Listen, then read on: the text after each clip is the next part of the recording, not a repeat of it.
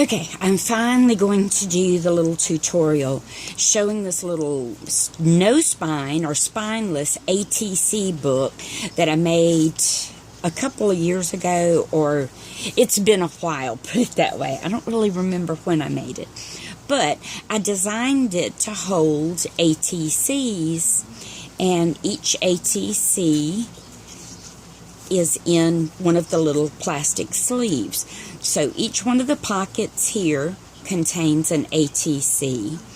Then there's an ATC sleeve attached here that you can put an ATC in.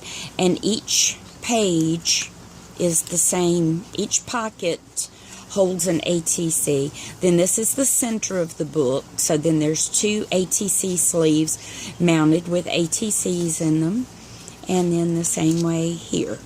Got ATCs on the outside of the pocket and ATCs on the inside.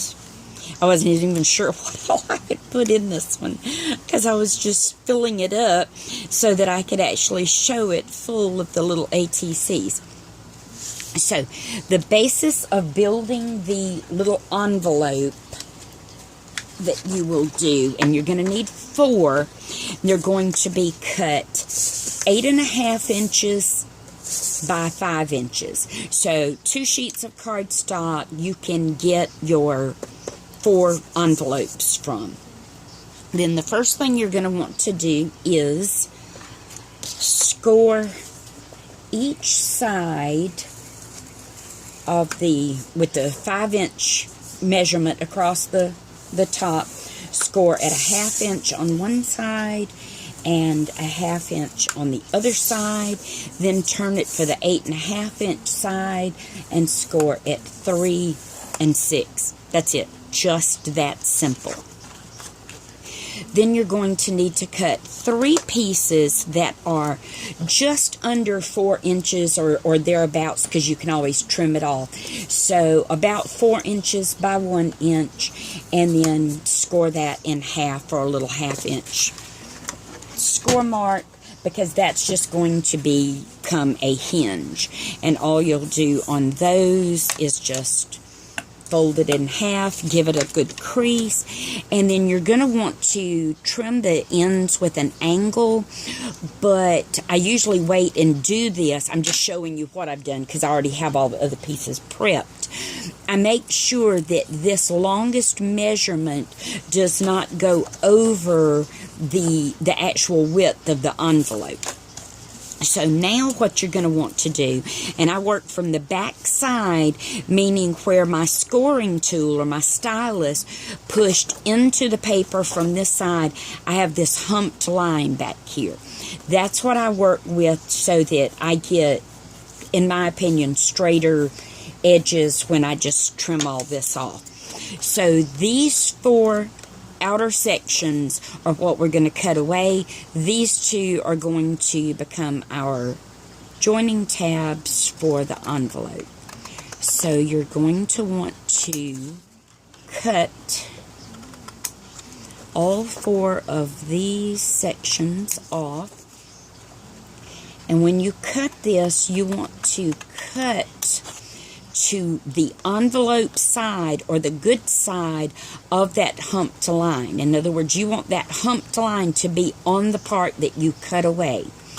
And the reason for that is so when you fold all of this up, you're going to get a cleaner, smoother fold and seam, because you're not fighting that little bit of thickness that little humped line creates in your folding and joining of the piece that you're building, whether it's an envelope or a box or, whatever it might be. So this is what you're going to be left with. Now your short end, of course, is going to be your flap of your pockets. So you're going to want to take some sort of rounding tool and round those corners. And on this particular one, I I use the larger end of the chomper. I actually don't use that end very much. That's the reason I have those little dots there, because it lets me know that's the end that I use. But I decided for the project that it was, I thought the larger rounded corners, looked okay. So now you're going to fold and crease all your score lines.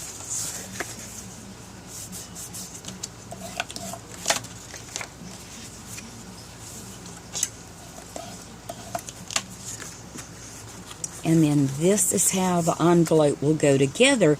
But before we glue this into place, we're actually going to attach our patterned paper. I don't have these attached yet because I want to show you the next step. We're actually going to attach our joining hinges before we even glue these down, so then we can go back and punch all of our little thumb pull tabs. And on this particular one here, I used a Stampin' Up! Punch that does, I think they call it Word Window, was the name of the punch. I bought it for making little slots and things with. But today I'm just going to use a round punch because I don't know where that one is at over there in my pile of punches. So what we're going to do is take all of our pieces, and you want to kind of pre-line everything up so that you don't get it confused for putting it together.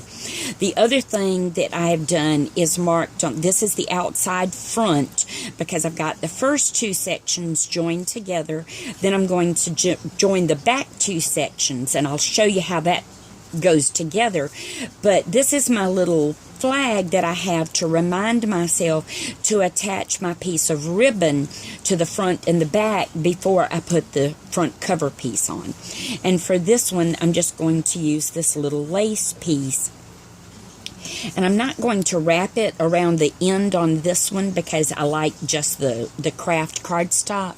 Where on this one, I did wrap the ribbon all the way around the end, but it almost, to me, kind of, I don't know, it wasn't what I thought it was going to be when I did it. So, anyway, these little flags, and I have like bunches of them here that remind me what I'm doing. When there's an area I don't need glue at, I use one. When I want to keep a direction of something so that I know this is the bottom or this is the top, then I use that little arrow page flag so that I know my direction. Yeah, I know. Okay, let me get all the rest of the pieces lined up, and then I'll be back and show you how to finish it off.